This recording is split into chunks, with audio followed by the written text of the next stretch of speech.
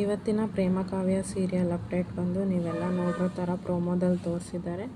ಪ್ರೇಮ ಅವ್ರ ಅತ್ತೆ ಮೇಲೆ ಕಂಪ್ಲೇಂಟ್ ಕೊಟ್ಟಿದ್ದಾಳೆ ಅಂತ ಅವ್ರ ಅತ್ತೆನ ಪೊಲೀಸ್ನವ್ರು ಅರೆಸ್ಟ್ ಮಾಡಿರ್ತಾರೆ. ಅದಾದಮೇಲೆ ಪ್ರೇಮ ಕಂಪ್ಲೇಂಟ್ ವಾಪಸ್ ತಗೊಂಡು ಬಂದು ಅವಳನ್ನ ಬಿಡಿಸ್ಕೊಂಡು ಬರ್ತಾಳೆ. ಬಟ್ ಇದರಲ್ಲಿ ಏನಪ್ಪ ಟ್ವಿಸ್ಟ್ ಅಂತ ಅಂದರೆ ಪ್ರೇಮ ಹೆಂಗೆ ಕಂಪ್ಲೇಂಟ್ ಕೊಟ್ಟಳು, ಯಾವಾಗ ಕೊಟ್ಟಳು ಅನ್ನೋದಿನ್ನೂ ಅವರು ತೋರಿಸಿಲ್ಲ.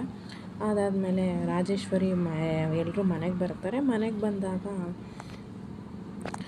ಅವಳು ರಾಜೇಶ್ವರಿ ಏನು ಹೇಳ್ತಾಳೆ ಅಂತಂದರೆ, ಪ್ರೇಮ ಮನೆ ಬಿಟ್ಟು ಹೋಗೋವರೆಗೂ ನಾನು ಈ ಮನೆ ಒಳಗಡೆ ಕಾಲಿಡಲ್ಲ ಅಂತ ಹೇಳ್ತಾಳೆ. ಅದಾದಮೇಲೆ ಇವರೆಲ್ಲ ಇದು ಅತಿ ಆಯಿತು ಅಂತ ಹೇಳಿದಾಗ ಕೊನೆಗೆ ಅವಳ ತಮ್ಮ ಇದ್ದವನು ಹೇಳ್ತಾನೆ, ಅಕ್ಕ ನೀನು ಅವಳು ಮನೆ ಬಿಟ್ಟು ಹೋಗೋವರೆಗೂ ಮನೆ ಬರಲ್ಲ, ಅಕಸ್ಮಾತ್ ಅವಳು ಮನೆ ಬಿಟ್ಟು ಹೋಗಲಿಲ್ಲ ಅಂತಂದರೆ ನೀನು ಮನೆಗೆ ಬರೋಕ್ಕಾಗಲ್ಲ, ನೀನು ಮನೆ ಬಿಟ್ಟು ಹೋದರೆ ಆಸ್ತಿ ನಿನಗೆ ಸಿಗಲ್ಲ. ಅದಾದಮೇಲೆ ಪಂಚಮಿ ಜೊತೆ ನನಗೆ ಮದುವೆ ಮಾಡಿಸ್ಬೇಕು ಅಂತೀರ, ಕನಸು ಸಹ ಈಡೇರಲ್ಲ ಅಕ್ಕ, ನೀನು ಹಿಂಗೆ ಹಠ ಮಾಡಬೇಡ, ನೀನು ಬಾ ಅಂತ ಹೇಳ್ತಾನೆ. ಆವಾಗ ಅವಳು ರಾಜೇಶ್ವರಿ ಇದ್ದವಳು ಏನಂತ ಹೇಳ್ತಾಳೆ ಅಂತ ಅಂದರೆ ಸ್ವಲ್ಪ ಯೋಚನೆ ಮಾಡ್ತಾಳೆ. ಇದೆಲ್ಲ ಇಷ್ಟೊಂದೆಲ್ಲ ಎಫೆಕ್ಟ್ ಆಗುತ್ತಲ್ಲ ಅಂತ ಅವಳ ತಲೆಗೆ ಹೋದ್ಮೇಲೆ ಅವಳು ಏನು ಮಾಡ್ತಾಳೆ ಅಂತ ಅಂದರೆ, ಪ್ರೇಮ ನನ್ನ ಕಾಲಿಗೆ ಅವಳ ತಲೆನ ಮುಟ್ಟು ನಮಸ್ಕಾರ ಮಾಡಿದ್ರಷ್ಟೇ ನಾನು ಮನೆ ಒಳಗಡೆ ಬರ್ತೀನಿ ಅನ್ನೋ ಒಂದು ಸ್ಟೇಟ್ಮೆಂಟ್ನ ಕೊಡ್ತಾಳೆ. ಇದನ್ನು ಕೇಳಿಸ್ಕೊಂಡಿದ್ದು ಕಲ್ಯಾಣಿ ಮತ್ತು ಅವರ ಮಾವ ಇಬ್ಬರು, ಇದೇನಿದು ರಾಜೇಶ್ವರಿ ಈ ಥರ ನೀನು ಕಂಡೀಷನ್ ಆಗ್ತಿದೆಯಾ, ಇದು ತಪ್ಪು. ಇವನ್ ರಾಮ್ ಕೂಡ ಹೇಳ್ತಾನೆ, ಇದು ತಪ್ಪಮ್ಮ, ಇಂಥ ಒಂದು ದೊಡ್ಡ ಶಿಕ್ಷೆ ನೀನು ಅವಳಿಗೆ ಕೊಡಬೇಡ.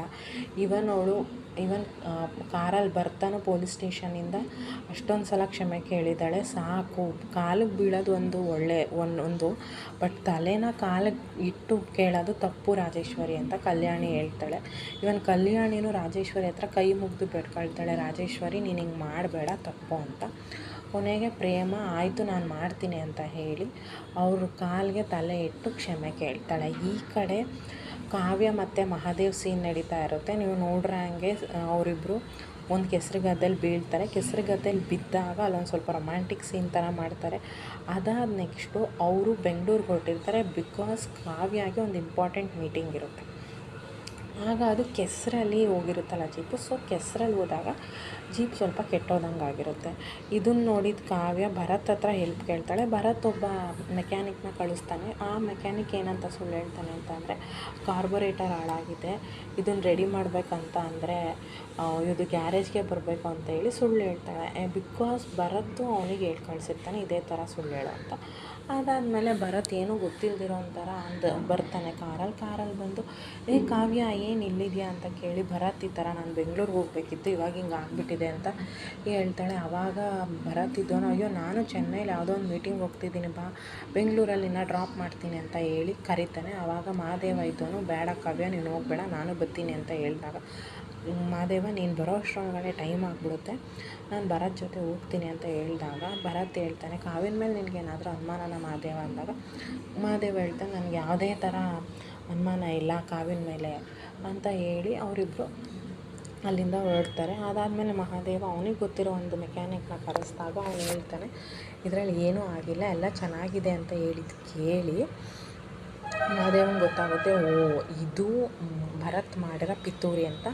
ಸೊ ಅವ್ನು ರಿವೆಂಜ್ ತಗೋಬೇಕು ಅಂತ ಅಂದ್ಕೊಂಡು ಭರತ್ ಕಾರ್ನ ಫಾಲೋ ಮಾಡ್ಕೊಂಡು ಹೋಗಬೇಕು ಅಂತ ಡಿಸೈಡ್ ಮಾಡಿ ಹೊರಡ್ತಾನೆ. ಇಲ್ಲಿ ಆನ್ ದ ವೇಗೆ ಹೋಗ್ತಾ ಕಾವ್ಯ ಏನು ಹೇಳ್ತಾಳೆ, ನನಗೆ ಹೊಟ್ಟೆ ಹಸಿತಿದೆ ಭರತ್, ನಾನು ಏನಾದ್ರು ಸ್ನ್ಯಾಕ್ಸ್ ತಗೊಳ್ತೀನಿ ಅಂತ ಹೇಳಿ ಕಾರಿಂದ ಇಳಿದೋಗ್ತಾಳೆ. ಆಗ ಈ ಭರತ್ಗೆ ಫೋನ್ ಎತ್ಕೊಳ್ತಾನೆ ಕಾವ್ಯಂದು. ಬಿಕಾಸ್ ಯಾಕಂತಂದರೆ ಮಹಾದೇವ ಕಾಲ್ ಮಾಡ್ತಾನೆ ಹೇಳೋಕ್ಕೆ. ಆವಾಗ ಭರತ್ ಕಾಲ್ನ ಸೈಲೆಂಟ್ಗೆ ಹಾಕಿ ಇಡ್ತಾನೆ. ಇದು ಮಹಾದೇವನಿಗೆ ಗೊತ್ತಾಗುತ್ತೆ. ನಾಳಿನ ಎಪಿಸೋಡಲ್ಲಿ ಮಹಾದೇವ ಹೋಗಿ ಹೆಂಗೆ ಕಾವ್ಯನ ಅವನಿಂದ ಭರತ್ತಿಂದ ಕಾಪಾಡ್ತಾನೆ ಅನ್ನೋದಿದೆ. ಇದು ಇವತ್ತಿನ ಅಪ್ಡೇಟ್.